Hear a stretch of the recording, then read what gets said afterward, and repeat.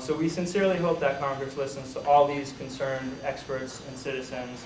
And without further ado, let's listen to our distinguished speakers that we have here today. First, I'm going to introduce Congressman Bobby Scott, who's been a great leader on this issue for a long time. He's currently serving in his 8th term representing Virginia's 3rd District.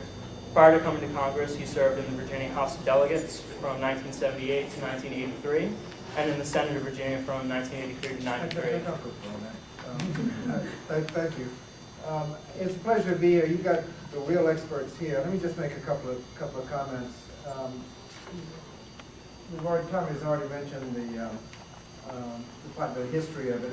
It's basically just a dumb policy. It's not fair. You don't have this prohibition for people convicted of rape, armed robbery, child pornography, drunk driving. Just get caught with a little bit of pot and you lose your college education. It only applies to those who need financial aid to go to college. If you're wealthy enough to write the check, the prohibition doesn't affect you. The people that need the college, need the college to get upwardly mobile, those are the ones that get hit. It's not fair, it makes no sense. It's counterproductive because those who are involved in drugs, the last thing you want to do is kick them out of school and give them a lot of free time and nothing to do. That doesn't help the situation. So the policy was stupid to begin with. It's counterproductive, but I serve as the chairman of the crime subcommittee. And when you deal with crime policy, we got a choice. You can reduce crime or you can play politics.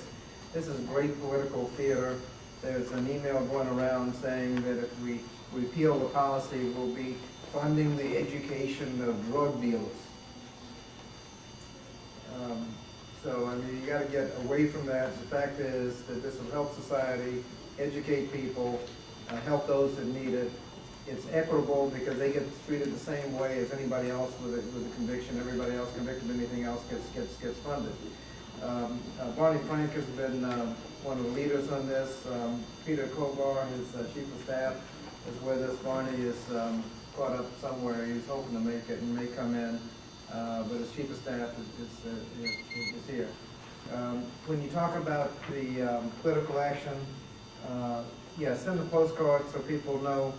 But college students are very active in campaigns. Make sure that the person in whose campaign you're working in is on the right side of this, and that your participation in this campaign is conditioned upon him or her being on the right side of this issue. If you help them fundraise, however else you help in campaigns, make sure that you mention this issue at a time when people need help. After the election, quite frankly, the congressional hearing isn't as good. We hear better during the campaign.